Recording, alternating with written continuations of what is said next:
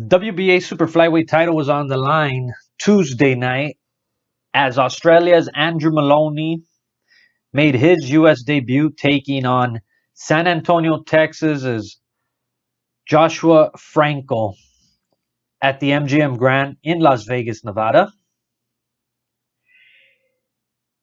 In the opening bout of the telecast, Mexico's Helaman 8-3, 3 knockouts, won a majority decision over previously unbeaten Adam Steward. Steward 8-1-1 with 5 knockouts. There was a headbutt early in the opening round as there was a cut on Steward's right eye. It was a pretty much tactical fight, straightforward, very smart fight from the Mexican as he just kept pressing forward, connecting with that straight left, which snapped Steward's head back a few times. The Mexican finished strong, working his way to a majority decision win as the judges scored the bout 58-56, 58-56, and 57-57 as Holguin pulls off the decision. In a junior welterweight battle, Miguel Contreras of Bakersfield, California, undefeated 11-0 with 6 knockouts. He won a unanimous decision over previously unbeaten prospect Rolando Vargas. Vargas 5-1 with 5 knockouts of Milwaukee by way of Oaxaca, Mexico. It was a pretty tough pressure going forward on the part of Contreras throughout the fight. As he attacked earlier on, just let his hands go, was busy. It seemed as if Vargas was looking for that knockout punch throughout the fight. He wasn't really landing in flurries, with the exception of the early round. However, from the second round on, he looked like he was just headhunting.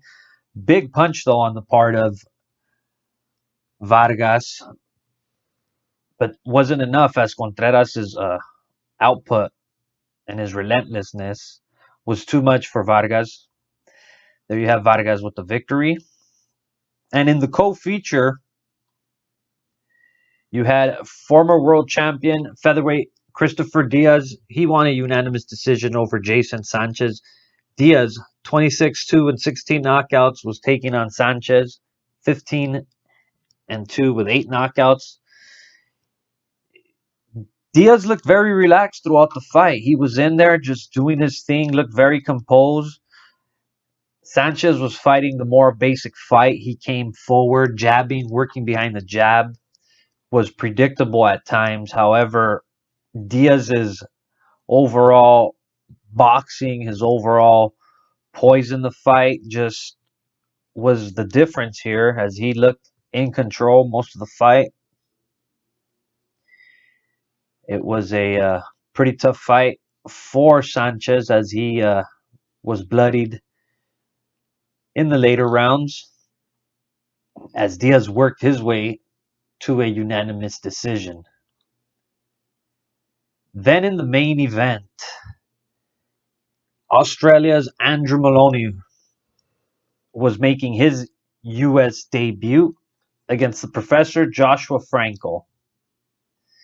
Early on in the fight, you had Maloney, the champ, that was coming out very aggressive, letting his hands go, very flashy.